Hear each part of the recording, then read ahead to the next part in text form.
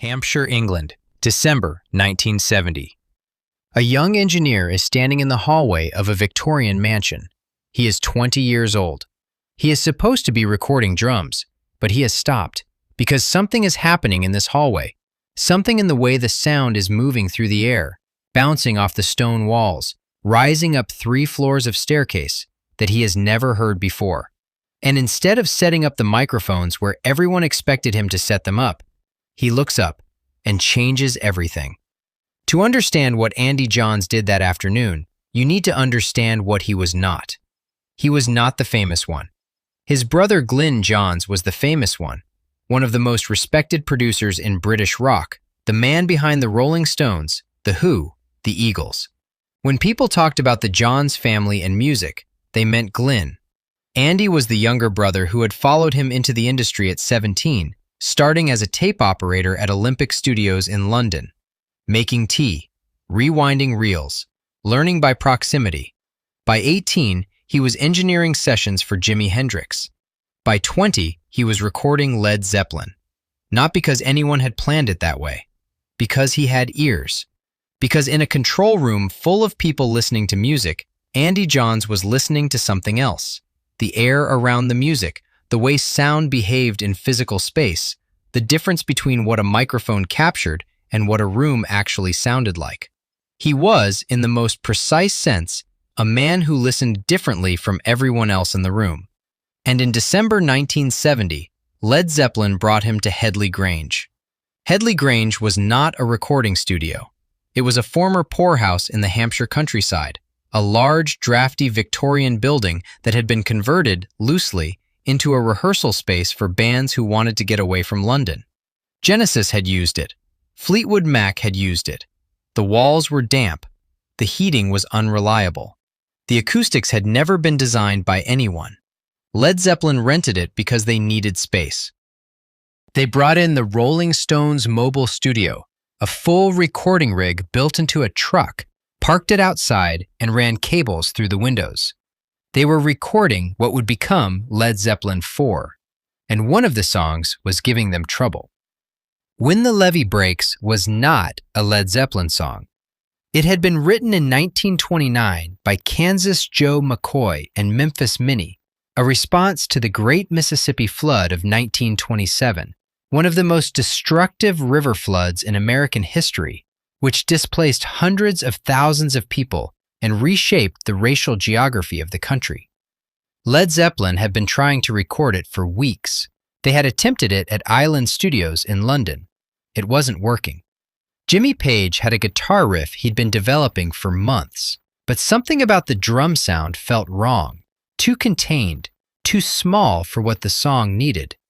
Then they came to Headley Grange, and one morning, John Bonham set up his kit in the main hall, not in a designated recording room, but in the entrance hallway, a 3-story space with a grand staircase rising above it. He started to play. Andy Johns was standing nearby when it happened. The sound came off the stone walls. It rose through the stairwell. It multiplied and expanded and filled the space in a way that had nothing to do with amplification or processing or studio design. It was just physics. It was just a room doing what rooms do. But Johns had never heard a drum kit sound like that. When John Bonham went out to play the kit in the hall, Johns later said, I went, oh, wait a minute, we got to do this. He didn't set up microphones around the drum kit. He didn't place them on the snare or the kick or the hi-hat the way every drum recording of that era had been made. He carried 2 ribbon microphones up the staircase to the 2nd floor landing, 3 stories above where Bonham was sitting, and aimed them down. That was it. 2 microphones, 3 floors up. No close mics, no acoustic treatment, no studio. Just a staircase in a former poorhouse, and a 20-year-old engineer who had learned to listen to the air around the music instead of the music itself. The signal from those 2 microphones went into the truck through a mixing console, heavily compressed, then through a delay unit that added a slapback echo to what was already a massive, cavernous sound. And then they slowed the tape down, just slightly, just enough to lower the pitch, to give the whole thing a thick, sludgy, ancient quality, like the drums were coming from somewhere underground. John Bonham played at 70 beats per minute, the tempo of a slow ballad, the sound of something immovable. When they played it back in the truck, nobody spoke for a moment. Here is where the story takes a turn. Andy Johns had just recorded one of the greatest drum sounds in the history of rock music. And then he almost destroyed everything.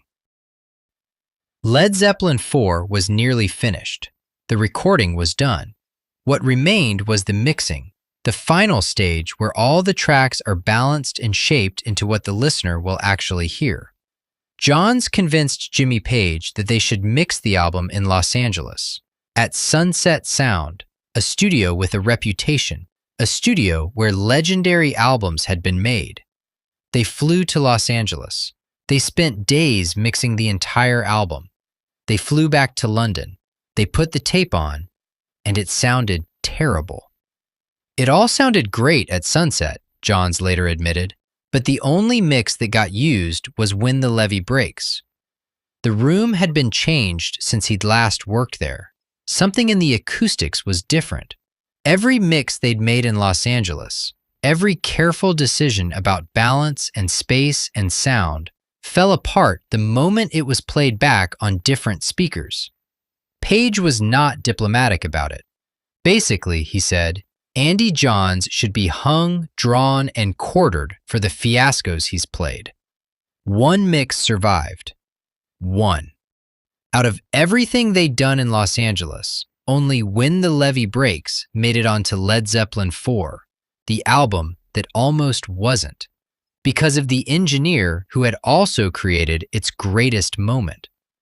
Led Zeppelin IV was released on November 8, 1971. It went to #1 in Britain immediately. It became the band's best-selling album, eventually moving over 24 million copies in the United States alone. And the drum intro to When the Levee Breaks, those two microphones on the second-floor landing, that staircase in Hampshire, those 70 beats per minute slowed down and compressed into something primordial, became one of the most recognizable sounds in the history of recorded music. And then it became something else. In the decades that followed, producers in New York and Los Angeles and London started lifting that drum loop and building new music around it. The Beastie Boys used it. Eminem used it. Bjork used it.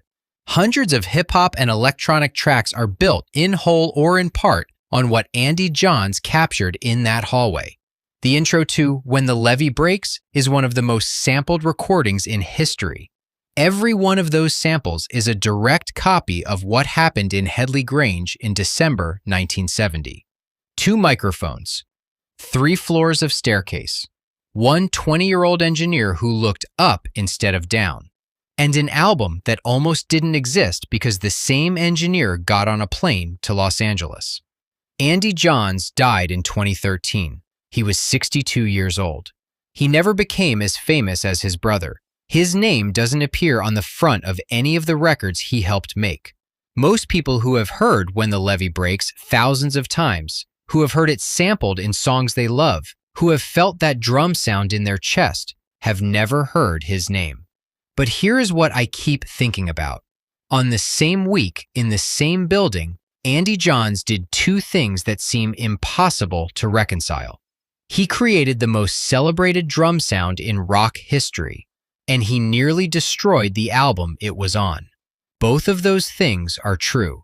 Both came from the same impulse, the instinct to trust what he was hearing, to follow the sound wherever it led, even when it led somewhere that made no rational sense.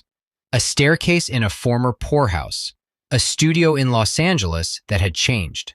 The difference between genius and disaster is sometimes just a room.